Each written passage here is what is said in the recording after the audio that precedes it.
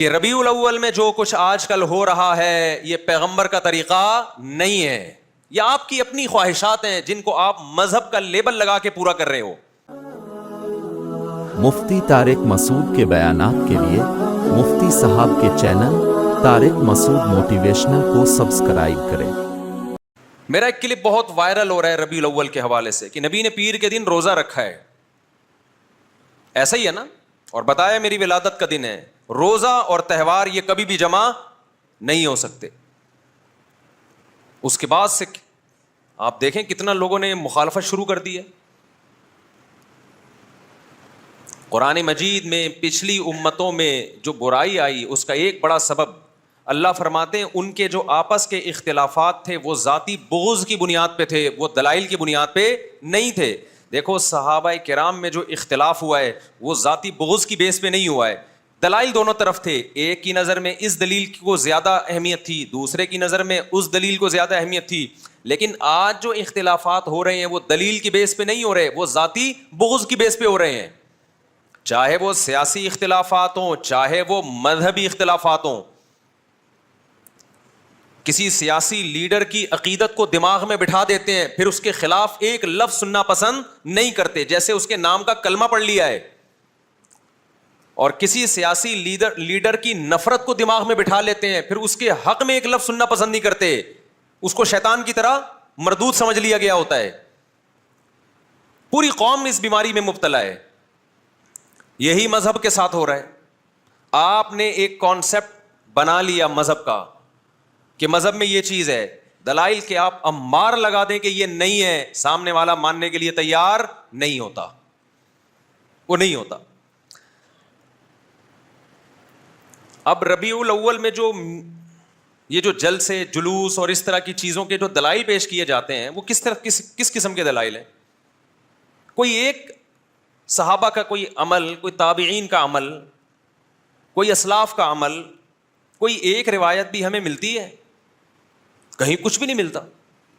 فلانا مناتا تھا، فلاں نے لکھا ہے تو فلاں نے لکھا ہے۔ بھائی دین سب سے پہلے کہاں سے چلا ہے؟ قرآن، سنت، صحابہ، یہ ہے نا دین تو۔ اور ایک بات خوب اچھی طرح سمجھ لیں، میری حضرت مفتی تقی عثمانی صاحب سے ملاقات ہوئی، ان کی زیارت کے لیے گیا، انہوں نے بڑی زبردست نصیحت کی، وہی بات کی جو ہم کہتے رہتے ہیں، اس سے بڑی تائید ہوئی کہ آپ ان فرقوں کو ختم نہیں کر سکتے۔ آپ کا کام ہے پازیٹیو وے میں، مثبت انداز میں اپنے دلائل لوگوں کے سامنے رکھ دینا۔ جس کی قسمت میں ہدایت ہوگی آ جائے گا، جس کی قسمت میں ہدایت نہیں ہوگی، جو سیدھا راستہ نہیں چاہے گا، اس کو آپ زبردستی ہدایت نہیں دے سکتے۔ یہ چلتے رہیں گے اسی طریقے سے۔ اس جملے سے بڑی تسلی ہوئی۔ اسلام سے زیادہ حقانیت کس کی ہو سکتی؟ دنیا میں لوگ بتوں کی عبادت کر رہے ہیں کہ نہیں کر رہے؟ کیا دلائل کی دنیا میں ان کا پلڑا بھاری ہے؟ کون دنیا میں ایسا شخص ہوگا جس میں اتنی سینس بھی نہیں ہوگی کہ جس پتھر کو میں اپنے ہاتھ سے تراشتا ہوں، میں نے خود بنایا، میں نے مارکیٹ سے خریدا، 2 خریدنے پر تیسرا فری ملا مجھے، ہول سیل کے ریٹ الگ ہوتے ہیں، وہ میری بگڑی بنائے گا، اس کے لیے کسی دلیل کی ضرورت ہے اس پہ رد کرنے کے لیے؟ لیکن کیا بڑے بڑے ڈاکٹر، بڑے بڑے سائنٹسٹ، انجینئرز کیا بتوں کی عبادت نہیں کر رہے؟ بولو نا کیا ہو گیا میرے بھائی؟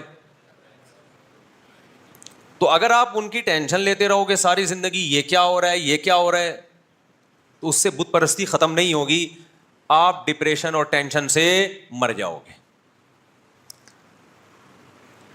تو اس کا حل کیا ہے؟ وہی حل ہے جو قرآن نے بیان کیا کہ آپ اپنی بات لوگوں تک پہنچا دیں، جو بھی بتوں کی عبادت کرتا ہے اس کو کہہ دیں، جیسے قرآن نے کہا الہم ارجل یمشون بہا، بتاؤ کیا ان کے پاؤں ہیں جس سے یہ چلتے ہیں؟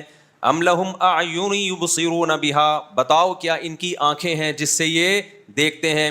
ام لہم ایدی یبطشون بہا، بتاؤ کیا ان بتوں کے یہ ہاتھ ہیں جس سے یہ پکڑتے ہیں؟ ام لہم آذان یسمعون بہا، بتاؤ کیا ان کے کان ہیں جس سے یہ سنتے ہیں؟ اس سے اچھے تو تمہارے کان ہیں، تم سنتے ہو، اس سے اچھی تو تمہاری آنکھیں ہیں، تم دیکھتے ہو، یہ تو نہ سن سکتے ہیں نہ دیکھ سکتے ہیں، تو کیوں ان کی عبادت کرتے ہو؟ دو اور دو چار کی طرح قرآن بات کر رہا ہے کہ نہیں کر رہا؟ کیا ہندو یہ آیتیں نہیں پڑھتے ہوں گے؟ کیا ان کو یہ معلوم نہیں ہے؟ بول لو بھائی. اس کے بعد بھی آپ دیکھ لو یوٹیوب پہ ویڈیو بھری ہوئی ہیں, ڈاکٹر بھی جاتے ہیں مندروں میں, بتوں کے سامنے جھکتے ہیں. اس سے صاف پتہ چلتا ہے بھائی ہمارا کام اللہ کا پیغام پہنچا دینا ہے, منوانا ہمارے ذمے نہیں ہے. تو غیر مسلموں کی گمراہی میں بھی ہمارا کام پیغام پہنچانا ہے. مسلمانوں میں جہاں گمراہی پھیلے گی تو ہمارا کام پیغام پہنچانا ہے, منوانا ہمارا کام نہیں ہے. ہم پیغام پہنچا دیتے ہیں کہ ربیع الاول میں جو کچھ آج کل ہو رہا ہے یہ پیغمبر کا طریقہ نہیں ہے, یہ آپ کی اپنی خواہشات ہیں جن کو آپ مذہب کا لیبل لگا کے پورا کر رہے ہو. دین اپنی خواہشات کا نام نہیں ہے. پورا صحیح کوئی نہیں ہوتا. جب ہم بتاتے ہیں نا کہ محرم میں ایسے گزارو جیسے پیغمبر نے گزارا, ایسے گزارو جیسے صحابہ نے گزارا, تو کیسے گزارا بھائی؟ صرف 10 محرم کا روزہ, 9, 10 یا 10, 11 بس. اور روزوں کی کثرت محرم میں کریں آپ, جتنے زیادہ روزے رکھ سکتے ہیں. اس کے علاوہ محرم میں کوئی اضافی عمل اسلام میں ثابت نہیں ہے. ربیع الاول میں تو یہ بھی نہیں ہے کہ کوئی اضافی روزوں کی فضیلت ہو یا عمرے کی فضیلت ہو. آج کل ربیع الاول میں عمرے بہت ہو رہے ہیں. لوگ کہتے ہیں بھائی اس مہینے میں عمرہ کیونکہ نبی پیدا ہوئے تھے. تو آپ پیغمبر سے آگے نکل رہے ہو بھائی. ہمارے نبی کو نہیں معلوم تھا کہ میں اس مہینے میں پیدا ہوا ہوں تو میں اس مہینے کی فضیلت بیان کر کے چلا جاؤں؟ صحابہ کو معلوم نہیں تھا کہ ہمارے پیغمبر اس مہینے میں پیدا ہوئے ہیں تو ہم اس مہینے میں عمرہ کر کے اس کی فضیلت کو بڑھا دیں؟